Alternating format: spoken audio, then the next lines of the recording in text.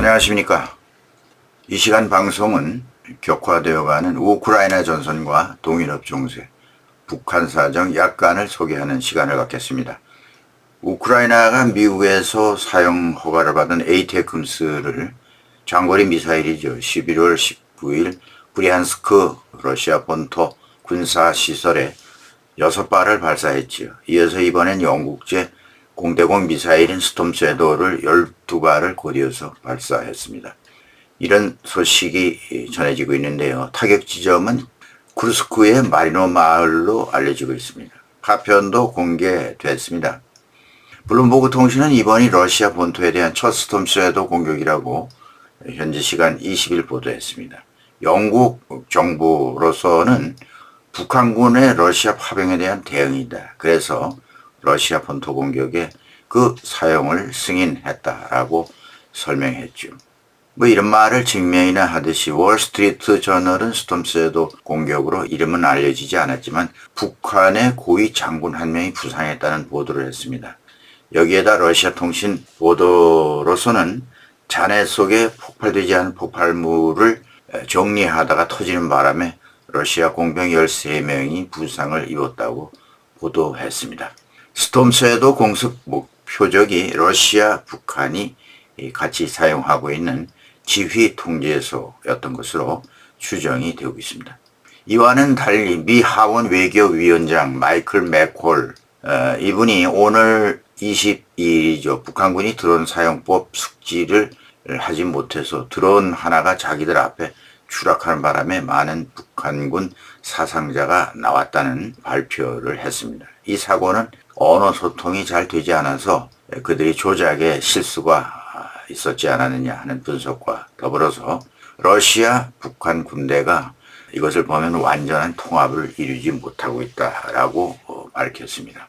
공화당 출신의 마이클 맥콜 외교위원장의 발언은 상당히 주목할 만합니다. 우크라이나에게 중요한 말을 했죠. 미국은 우크라이나에 대한 지원을 계속해야 된다. 그렇지 않으면 약한 부분을 보이는 것이나 다름없다. 미국의 우크라이나 지원이 중단될 경우에 블라디미르 푸틴 러시아 대통령이 또 다른 침공을 하게 돼서 동유럽 전체가 침공 위협에 놓일 것이다. 이렇게 우려를 했고요. 또 중국도 인도 태평양 지역에서 유사한 공격을 감행할 수 있다. 이렇게 경고했습니다. 네, 대만이 대상이 될 가능성을 암시하고 있는 것이라고 볼 수 있습니다. 우크라이나의 연이은 장거리 미사일 성과는 어느 정도냐? 네, 그렇게 크지 않을 것으로 평가하고 있습니다. 문제는 이 무기들이 사용 허가가 너무 늦게 결정되는 바람에 그 틈을 이용해서 러시아는 우크라이나 국경 멀리 있는 지역으로 장거리 미사일의 사정권 밖으로 인프라 시설, 즉 폭격기 미사일, 비행장 등을 옮긴 것으로 전해지고 있다는 얘기입니다. 그렇기 때문에 전장에서의 어떤 큰 변화를 내지는 못한 것으로 평가하고 있습니다. 우크라이나가 스톰 섀도우를 러시아 본토 공격 무기로 사용한 것은 처음 있는 일은 아닙니다. 스톰 섀도우는 영국과 프랑스가 공동 개발한 전투기에서 지상 목표물을 공격하는 공대지 순항 미사일인데요. 사거리가 한 250km, 이라크전에서 당시 처음 실전에 투입되었던 미사일이죠.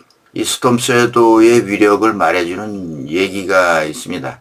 당시 그 이라크전에서 첫 미사일이 건물 측면에 구멍을 뚫고 지나갔는데 뒤따르던 두 번째 미사일이 그대로 그 구멍으로 지나갈 정도로 정밀 타격 능력을 보여줘서 놀라움을 샀다는 그런 얘기입니다.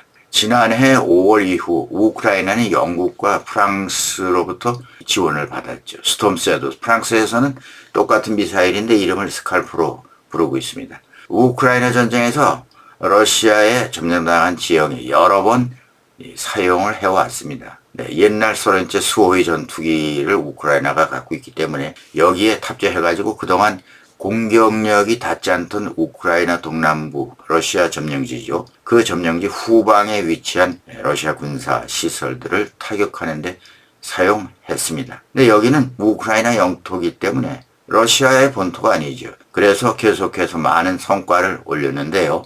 올해 1월 26일 크림반도 페오도시아 항구에 정박해 있던 흑해 함대의 대형 상륙함 노보체르키스크를 수호이 24 전투기에서 4발을 발사해서 침몰시킨 그런 사건이 있었습니다. 러시아 언론이 발표한 내용이죠. 작년 6월에는 러시아군 고위급 장교 세르게이 고라체프 소장이 자포리자 전선에서 우크라이나군이 쏜 이 스톰 쉐도에 맞아서 사망한 적이 있었습니다. 또 7월 11일 작년이죠. 러시아 점령지 아조해 항구 도시 베리단스크가 있죠. 여기에 러시아군 지도부 숙소로 쓰는 호텔을 공격했습니다. 여기서 러시아군 지휘관 등이 사망했죠. 당시 미사일 방어 시스템이 근처에 배치되어 있었습니다. 그렇지만 호텔 건물을 완전히 파괴시켰던 겁니다. 여러 명의 고위층 군 고위층 장교들이 있었는데 그 가운데 푸틴 대통령과 개인적 친분이 아주 깊고 남부전선 부사령관으로 근무하던 러시아 올레구 초코프 중장이 여기서 사망했습니다. 또 작년 2023년 크림반도의 러시아 흑해함대 본부를 타격했죠. 이 러시아 신형 잠수함을 파괴한 이것도 스톰 쉐도 미사일이었습니다. 이번 서방이 지원한 장거리 미사일로 우크라이나가 본토 타격을 시작하자 왜 이렇게 갑자기 여러 변화를 전선에서 보이고 있는가, 이런 요인은 지난 영상에서 다루어 드렸습니다. 이 트럼프 종전안의 상승작용이라든가 바이든 행정부의 우크라이나 지원 정책의 마무리, 이러한 내용들이 들어있었죠. 그렇지만 한 가지 더 있습니다. 이 전쟁 진영 과정에 큰 변화를 가져온 북한군 파병이라고 하는 것이죠. 전력 자산이 소진된 러시아가 동맹 관계에 있는 북한의 병력과 재래식 무기 지원을 요구했습니다.